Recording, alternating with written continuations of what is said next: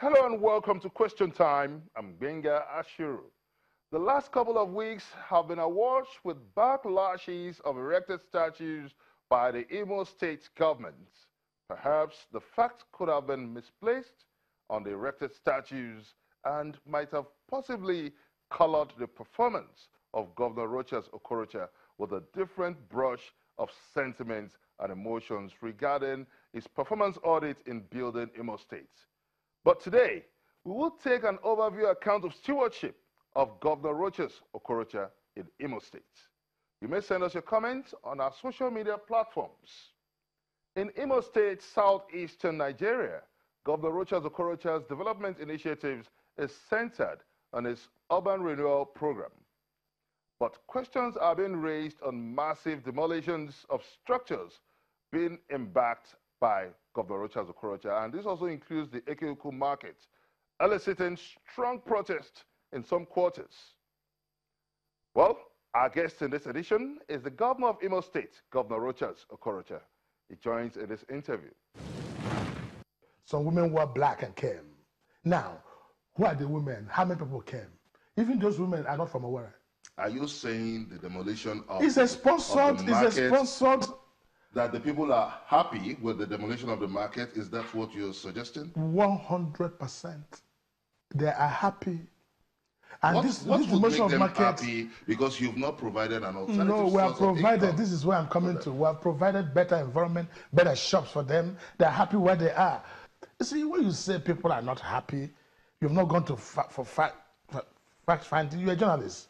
Investigative journalism will show you that the people are happy. Even the cuckoo, if I go to a cuckoo today with you now, right now, you see the crowd that come, they want most mobile in appreciation.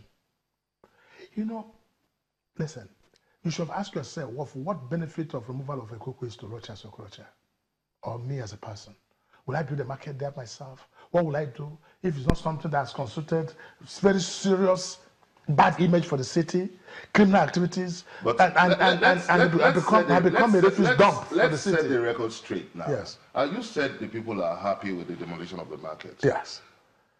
Let's look at the process of demolishing the market now before evicting them. That was a forceful eviction. It was not forceful.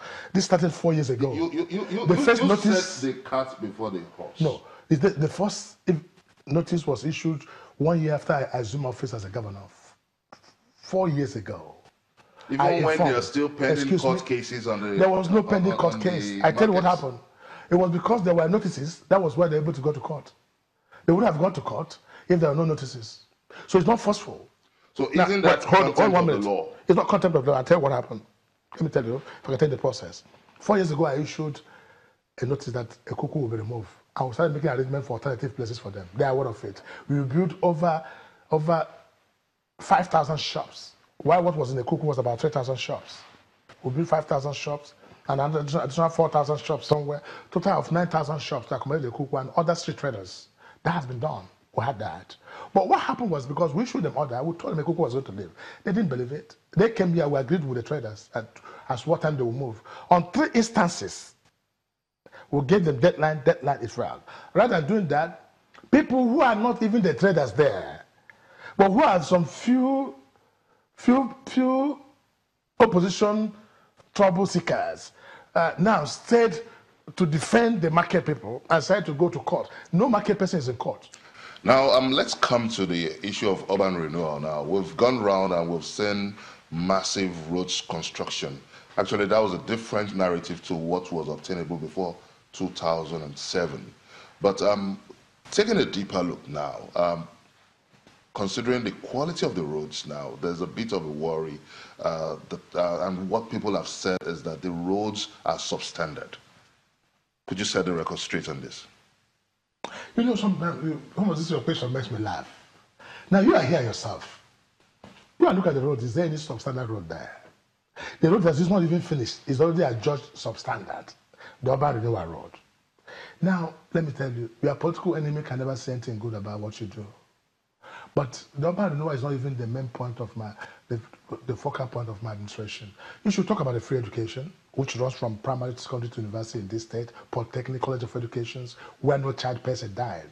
You can't speak about that. Speak about the 27 general hospitals are built, one in each local government, 200 beds each. No one speaks about that. Speak about the 455 schools who have built. But there's no way you can ignore infrastructural No, but I'm coming to that. Now. They will never talk about it. Let me tell you, my worst enemy can always tell you he doesn't like Rochas, but you cannot say Rochas is not working. When you make strong statements about the quality of the road, people are worried about the durability of the roads. And I've been to town, I've seen some of the roads that are constructed, developing some patches recently. So how do you explain that? Which one? I've been round away. Now, you must differentiate the road we are constructing and the old roads that have been in existence. You must do that.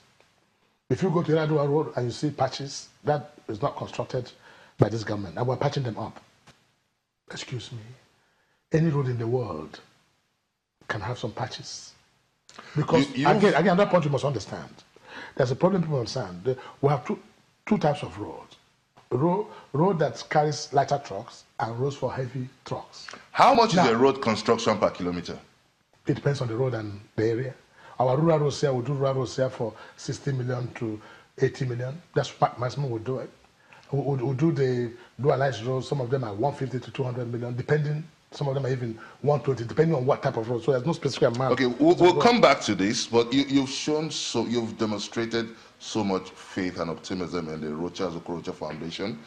We've had, there've been lots of talks about the 555 from 55 African countries. Could you tell us more about this? Rochas Foundation? Yes. Rochas Foundation is a foundation. That's just my foundation. That's my life. When I took oath, spiritual oath, let me put it that way, a vow that I must reach out and touch the lives of less privileged.